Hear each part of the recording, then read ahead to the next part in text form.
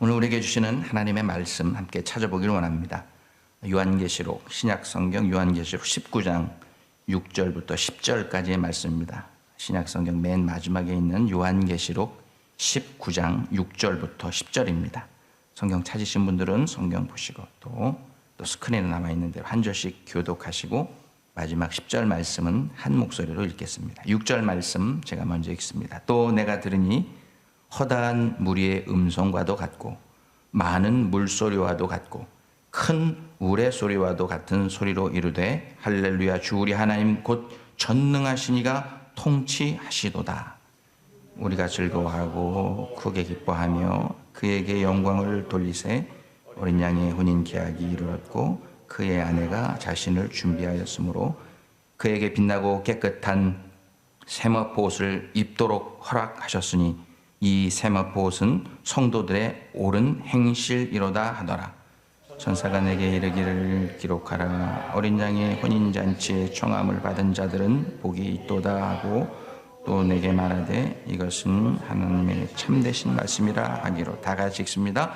내가 그 발 아래 엎드려 경배하려 하니 그가 나에게 말하기를 나는 너와 및 예수의 증언을 받은 내 형제들과 같이 된 종이니 삼가 그리하지 말고 오직 하나님께 경배하라. 예수의 증언은 예언의 영이라 하더라. 아멘. 이것은 하나님의 말씀입니다. 함께 기도하겠습니다. 하나님, 시간 귀한 여종이 하나님께 드린 찬양의 가사처럼 주님은 우리의 애인도 되시고 우리의 친구도 되시고 우리의 남편도 되시고 신랑도 되시고 우리의 아버지도 되시고 우리의 인도자가 되시는 우리의 모든 것이 되시는 분이 우리 주 예수 그리스도인 줄 믿습니다. 이 찬양의 가사처럼 이 고백이 우리의 삶 가운데 날마다 있게 하여 주옵소서. 우리를 한순간도 놓지 않으시는 그 주님이 우리와 함께 하심을 믿고 이 험난한 세상 넉넉하게 주님과 같이 이겨나가는 저희들 모두가 되게 하여 주옵소서. 예수님의 이름으로 기도하옵나이다. 아멘. 이 찬양의 가사처럼 이 고백이 우리의 삶 가운데 말씀을 나눌 텐데, 이제 어제는 우리 사랑의 공동체에 아주 큰 경사가 있었습니다. 우리 사랑의 공동체가 10년 동안 기도하던 기도 제목, 노총각 김봉민 집사님 장가 보내기 기도 제목이 이제 어저께 100% 이루어졌습니다. 김봉민 집사님 또 주빌리 자매님 결혼 축하드리고 또 축하드립니다. 좀 늦게 결혼하셨지만 그러니 늦게 결혼하셨으니까 더 매일매일 2배로 더 행복하게 사시고 2배로 더 아껴주고 사랑하며 사실 수 있기를 바랍니다. 그래서 이 공동체 안에 그동안 없었던 깨볶는 냄새가 좀 나게끔 그렇게 만들어졌으면 좋겠어요.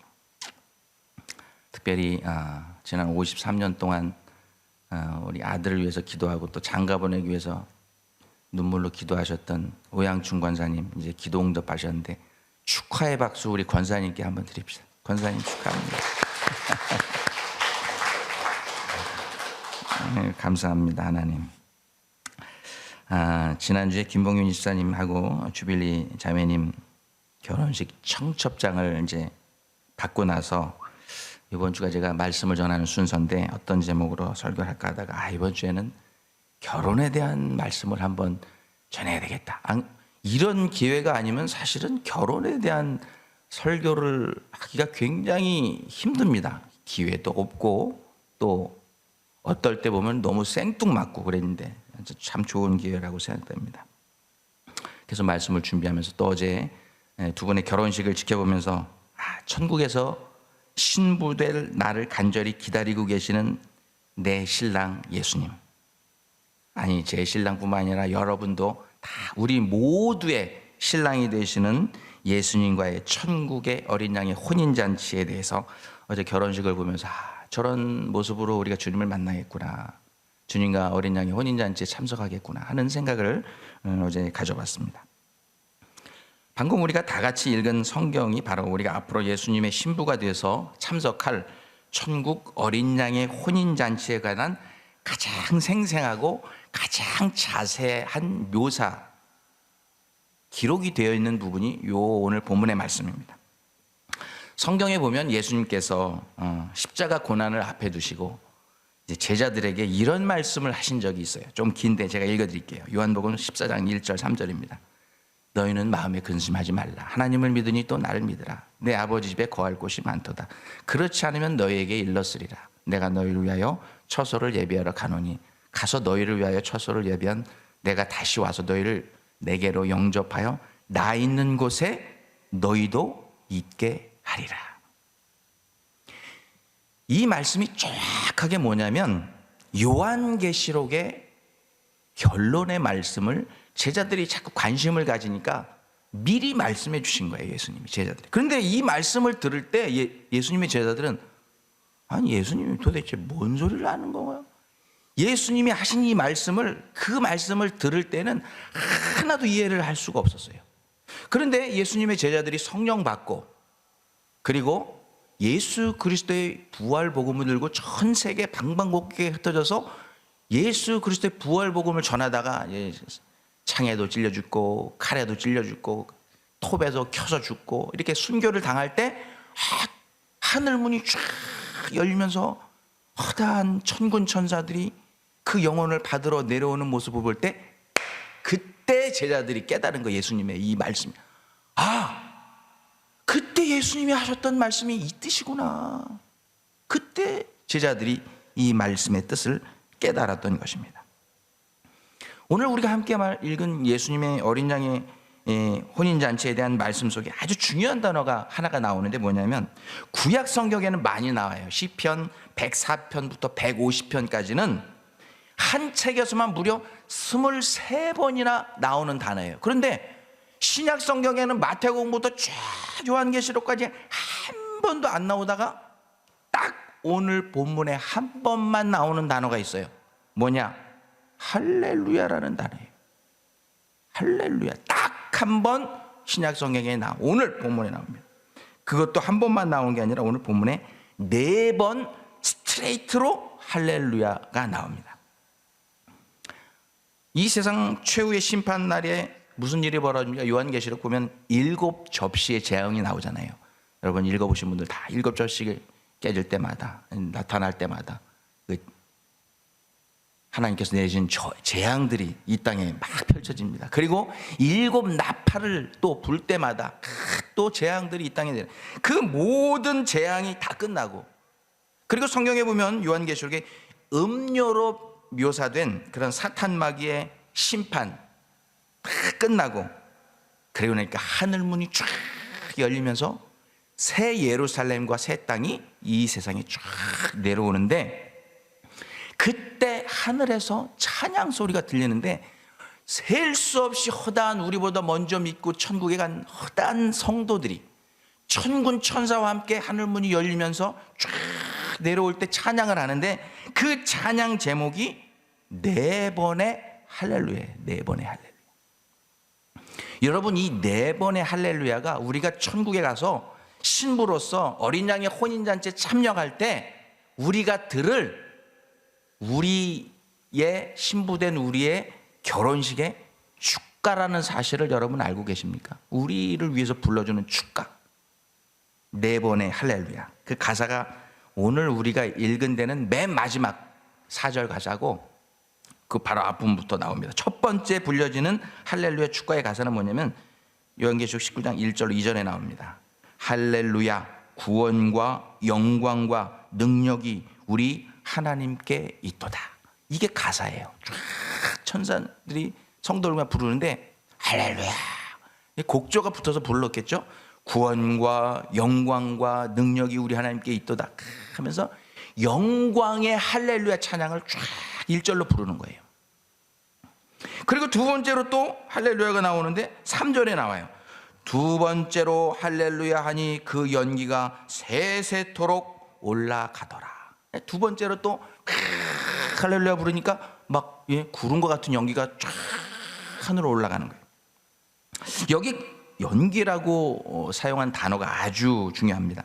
헬라어로 캅노스라고 하는데 이게 언제 나오는 단어냐면 성경에 모세가 성막을 광야에서 하나님께서 지으라고 해서 짓잖아요. 성막을 다 짓고 하나님께 그 성막을 헌당할 때 그 성막을 영광의 구름과 연기가 싹 덮습니다. 캅노스. 하나님의 임재와 영광을 나타내는 그 구름과 연기가 거기를 덮습니다. 솔로몬이 솔로몬 성전을 다 짓고 하나님께 헌당 예배를 드릴 때 그 솔로몬 성전 위를 캅노스, 하나님의 영광과 임재를 나타내는 그 연기, 구름이 쫙 덮습니다. 그러니까 하나님의 영광, 하나님의 임재를 나타내는 그런 할렐루야가 2절에 나온다는 영광의 할렐루야. 세 번째 할렐루야 축가의 가사는 뭐냐? 4절과 5절에 나옵니다. 또 24장로와 내 생물이 엎드려 보좌에 앉으신 하나님께 경배하여 이르되 아멘 할렐루야 하니 보좌에서 음성이 나서 이르되 하나님의 종들 곧 그를 경외하는 너희들아 작은 자나 큰 자나 다 우리 하나님께 찬송하라 하더라. 이게 가사예요. 찬송의 할렐루야, 찬양의 할렐루야가 3절 가사 내용입니다. 그리고 마지막 네 번째, 오늘 우리가 함께 읽은 6절에 나와 있죠. 또 내가 들으니 허다한 물이 음성과도 같고 많은 물소리와 같고 큰 우레소리와 같은 소리로 이르되 할렐루야 주 우리 하나님 곧 전능하시니가 통치하시도다. 이게 가사예요. 사탄 마귀의 모든 권세를 이기고 세상을 심판하시고 마지막에 승리하신 승리의 할렐루야 찬가가 마지막 4절 가사라고 하는 거예요. 이게 우리가 천국에 가서 우리가 신부로서 참가할 천국의 어린 양의 혼인잔치 때 우리의 귓가에 들려질 우리 결혼식 축가라는 거예요. 그런데 결혼식 축가인 네 번의 할렐루야 찬양 소리가 얼마나 크냐? 여기 나와 있잖아요. 천군 천사들이 같이 불러요. 그리고 허다한 성도들이 다 함께 불러요. 땅도 노래하고 하늘도 노래하고 바다도 노래해요. 온 천지 만물이 하나님께 찬양하고 노래합니다. 이 할렐루야를. 그러니 그거를 사도 요한이 환상 중에 듣는데 뭐라고 표현했냐면 마치 큰 물소리, 폭포 소리 같고 큰 천둥 번개치는 우레소리와 같다. 예를 들어서 사도 요한이 조금 일찍 미국에 와가지고 나야가라 폭포를 갔다 왔으면 요한계시록에 이렇게 기록했을 거예요. 하나님을 찬송하는 소리가 마치 미국에 있는 나야가라 폭포가 떨어지는 물소리와 같더라. 이렇게 어마어마하게 웅장하고 굉장한 찬양이라는 것을 여기에 기록하고 있는 거예요. 그런데 우리가 참석할 이 천국의 어린 양의 혼인잔치와 우리가 해서 이 땅에서 하는 결혼식에는 조금 차이가 있어요. 성경시대 결혼식하고 지금 현대 결혼식에도 차이가 있듯이 차이가 있습니다. 그 차이점을 알기 위해서는 먼저 성경시대 결혼 문화가 어땠는지를 우리가 알아야 돼요. 이 성경시대 결혼 문화를 이 다큐멘터리 영화를 지금 미국에서 제작해서 만들었는데 11월 달에 개봉하는데 이 성경시대의 결혼 문화를 통해서 예수님께서 하시고자 하셨던 메시지를 이 결혼이라고 하는 컬처를 통해서 하시고자 하는 말씀을 영화로 만드는데 그 영화 제목이 뭐냐면 가나 혼인잔치 부제로 언약이라고 하는, 이게 이제 11월 달에 아마 크리스마스 전에 개봉돼서 볼 수 있는 그런 영화가 됐는데, 제가 한번 말씀 준비하다가 참 특이해서 트레일러를 보니까 아주 흥미있습니다. 내용이 다큐멘터리식으로 그렇게 만들었어요. 디스커버리 채널처럼 이렇게 만들었는데 실화를 배경으로 그렇게 역사적인 것을 다 봐서 그대로 만드는 겁니다. 예수님께서 공생애를 시작할 때 가장 먼저 행하셨던 기적이 어디서 일어났어요? 가나 혼인잔치에서 일어났어요. 그 가나 혼인잔치를 통해서 예수님이 하시고자 하셨던 메시지가 있어요. 포도주라든지 물이라든지 변하는 것들, 이런 모든 것들이 다 의미가 있어요. 그럼 예수님께서 심판주로 이 땅에 오시잖아요. 마지막 때 이 땅에 오셔서 마지막 사탄 마귀를 다 물리치시고 공중 권세 잡은 사탄 마귀의 권세를 다 이기시고 다 저들을 심판하신 후에 마지막으로 벌이시는 잔치가 무슨 잔치입니까? 어린 양의 혼인잔치. 그러니까 예수님의 사역은 처음도 혼인잔치, 마지막도 혼인잔치. 알파와 오메가 되시는 예수님도 처음도 혼인잔치를 통한 메시지, 마지막도 혼인잔치를 통한 메시지를 우리에게 주시기를 원한다는 거예요. 이 예수님 당시의 결혼 문화를 아주 상세히 다큐멘터리 영화가 보여주는데, 그러면 성경 시대에는 보니까 도대체 얼마가 있어야 결혼을 할 수 있었느냐? 여러분 궁금하지 않으세요? 요즘은 뭐 여러분 각 경제 상황에 맞춰서 하시지만 구약 시대에는 야곱의 경우를 보면은 알 수 있어요. 그 당시에는 여러분 누지문서라는 게 있었어요. 누지문서.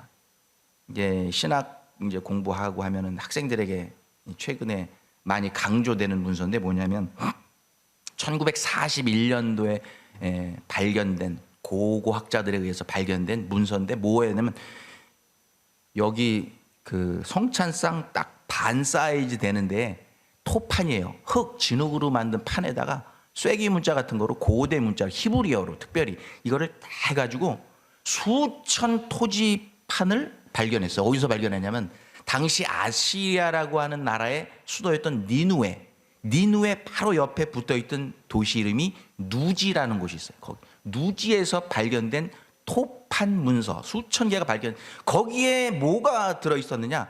히브리 족장들, 아브라함과 이삭과 야곱부터 해서 쫙 그들이 어떤 생활을 했는지, 어떤 결혼 문화를 가지고 있는지, 어떤 컬처를 가지고 있는지 그거를 잘 기록해. 그것이 발견돼 가지고요, 이 성경과 그것이 딱 맞는다는 것을 아주 그냥 프루프해 주는 게 이 누지 문서라고 하는데, 거기에 보면 그 당시에 남자가 장가가기 위해서 이 결혼 지참금을 그 처갓집에다가 얼마를 줘야지 결혼을 할 수 있었냐면은 30세겔을 줘야 돼요. 30세겔. 30세겔이 얼마인지 모르죠. 10세겔이 뭐냐? 그 당시에 목동들이 1년 동안 12달 동안 모은 품삯이 10세겔이에요. 10세겔. 그러니까 30세겔은 몇 년 동안 모은 거예요? 3년 동안 월급을 다 모아서 그걸 처갓집에다 줘야 신부를 사서 데리고 갈 수 있었어요. 결혼할 수 있었어요. 그래서 제가 한번 계산을 해봤어요. 야곱은 빈털터리로 외삼촌 라반의 집에 가서 보니까 예쁜 사촌 여동생이 있어요. 외사촌 여동생 라헬을 얻기 위해서 빈털터리로 갔으니까 7년을 일해서 품삯으로 대신 아내를 얻었어요. 모세는 어떻게 했어요? 모세도 빈털터리로 미디안 광야 도망가가지고 시포라라고 하는 아름다운 처녀를 만났죠. 요즘에 보니까 미국에서 제일 잘 나가는 화장품 가게가 시포라예요. 시포라. 모세 부인 이름이. 근데 40년 동안 처가살이 했어요. 그 부인 얻으려고 40년 동안.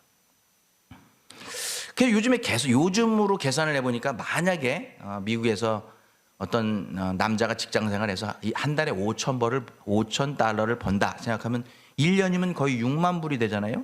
그 6만 불 곱하기 3년 그러면 6, 3, 18 18만 불을 가지고 처갓집에 가서 색시를 위해서 줘야 그 당시에 결혼을 할 수. 그러니까 결혼하기가 그 당시에 엄청 어려웠다는 거예요. 요즘도 사실은 뭐 제대로 준비해서 결혼식 하려면 15만 불에서 20만 불 들어요. 또 그때나 지금이나 이 물가 상승률에 비하면 거의 비슷하다는 거예요. 다행히 요즘엔 남자 여자들이 반반씩 부담하지만 성경 시대 당시에는 그걸 다 누가 부담했다고요? 신랑이 다 부담했어요. 다. 그래서 성경에 보면은 자주 예수님께서 신랑 되신 예수님이 그 신부를 얻기 위해서 그 신부의 몸값을 십자가에서 피 흘려 죽으심으로 모든 죄값을, 모든 신부의 그 몸값을 다 지불해서 구원해 내셨다 하는 그 표현을 성경에 쓰고 있는 거예요. 그래서 그러면 신랑이 결혼 지참금만 준비하면 됐느냐? No. 또 준비할 게 있었어요. 결혼 지참금 30세겔 15만 달러에서 20만 달러 약 2억 원 처가에다 주고 신부를 집으로 데리고 가는데 가서 살 집도 신랑이 준비했어요. 신랑이 다 준비했어요. 그럼 뭐까지 준비했느냐? 신부의 웨딩드레스까지 다 신랑이 준비해 줬어요. 여기 누지문서에 다 나오는 얘기입니다. 오늘 본문 말씀에 등장하는 이 천국 어린 양의 혼인잔치에서 하나님께서 그 신랑이 산 부인이 입을 웨딩드레스에서 이렇게 기록하고 있어요. 8절입니다. 신부에게 빛나고 깨끗한 세마포 옷을 입도록 허락하셨으니 이 세마포 옷은 성도들의 옳은 행실이로다 하더라. 하나님께서 신부인 우리를 위해서 준비해 놓으신 빛나고 깨끗한 흰 세마포로 만들어진 웨딩 드레스를 입고 신부 입장하고 허락을 하셨다는 거예요. 이거를 잊지 않고는 결단코 혼인잔치에 못 들어가는데, 거룩한 세마포를 입은 우리 신부된 우리가 그 혼인잔치 신부로 신부 입장 허락, 이렇게 하나님께서 말씀하신다는 거예요. 하나님이 그 세마포 거룩한 옷도 웨딩 드레스도 우리를 위해서 예비해 두셨는데, 그것이 우리가 이 땅에 사는 동안 행한 옳은 행실이라고 기록하고 있어요. 여러분, 우리가 만약에 이 세상에 살면서 우리가 하는 옳은 행실, 우리가 행하는 의로운 행실을 가지고 천국에서 웨딩드레스를 만들어 입고서 그 어린 양의 혼인잔치에 참석할 수 있다고 하면 진짜 우리는 발가락 하나도 가릴 수 없는 세마포밖에 못 만들 거예요. 그런데 참 감사한 것은 우리의 부족하고 연약한 행실들은 우리 주님이 거룩한 피로 다 깨끗하게 해주시고 다 의롭게 해주셔서 우리의 행실이 다 성령의 능력으로 주님의 보혈로 깨끗하게 씻음받아서 우리가 입고 있는 세마포가 다 옳은 행실로 거룩한 것으로 덮여서 하나님 보시기에 아름다운 세마포 웨딩드레스가 된다는 것입니다. 할렐루야. 우리가 할 수 있는 게 아니라는 거예요. 하나님이 거룩하다고 하고 하나님이 만들어주신 웨딩드레스를 입고 어린 양의 혼인잔치의 신부로, 주인공으로 우리가 참석한다고 하는 것입니다. 그런데 감사한 게 또 하나 있어요. 이 말씀 준비해서 너무 감사해요. 그게 뭐냐? 7절 말씀에 나와요. 우리 한번 다 같이 읽어볼까요? 시작. 우리가 즐거워하고 크게 기뻐하며 그에게 영광을 돌리세. 어린 양의 혼인 계약이 이르렀고 그의 아내가 자신을 준비하였으므로. 여러분이 여기를 잘 보세요. 어린 양의 혼인 계약이 이르렀고 그의 아내가, 그의 신랑의 아내가가 맞습니까? 신랑의 신부가 맞습니까? 문맥상. 아니, 신랑 신부라고 그래야지 신랑과 아내 입장 이상하잖아요. 그런데 사도 요한은 하나님께서, 우리는 때때로 그런 생각할 수 있어요. 신부라는 거를 아내로 잘못 번역했나? 실수했나? 번역하는데 무슨 문제가 있었나? 그런 생각하는데 분명히 사도 요한은 그것을 하나님께로부터 들었어요. 뭐라고 하냐면 결혼한 아내를 뜻하는 귀네라는 단어를 쓰더. 귀네. 그냥 처녀라고 하는 님페라고 돼 있는데 헬라말로 그 단어를 쓰지 않고 귀네, 결혼한, 기혼, 자, 여자, 아내라는 단어를 거기 쓰라고 받아 쓴 거야, 그대로. 여기에는 아주 심오한 신학적인 의미가 들어있어요. 왜냐하면 왜 신부라는 단어를 안 쓰고 그의 아내가 자신을 준비하였냐. 우리가 이 세상에 사는 동안 신랑 되신 예수님을 주님으로 모시기 시작합니다. 세상에 살면서 주는 그리스도시요 살아계신 하나님의 아들이신 것을 내가 마음으로 믿어 입으로 신합니다 하고 믿음을 고백하는 그 순간 우리는 주님의 신부가 되는 거예요. 그 순간 하나님의 백성이 되는 거예요. 그래서 그 순간부터 신부로 이 세상에 거룩한 삶을 살다가 거룩한 옷을 입고 천국에 입성할 때 우리는 신부로 입성하는 게 아니라 아내로 입성한다는 거예요. 할렐루야. 여러분, 이게요 엄청난 프리빌리지예요. 예를 들어서 우리가 천국에 입성하는데 예수님의 심판대 앞에서 너 거기 있을 때 다시 평가받아가지고 신부로서 입장할 수 있는지 아닌지 내가 다시 봐야 돼. 그러면 여러분 천국 갈 때 얼마나 불안합니까? 여러분 우리가 무엇을 가지고 천국에 가서 자신감 있게 천국에 가겠어요? 아니 만약에 심판대 앞에서 사람이 야 너 안 돼. 너는 거룩한 옷을 안 입었어. 넌 이러면 우리가 천국에 가는 것이 얼마나 불안합니까? 그런데 우리는 이미 이 땅에서 예수 그리스도 신부로 살다가 천국에 갈 때는 천국에 이미 생명책에 우리 이름이 기록된 상태로 천국에 가는 줄로 믿습니다.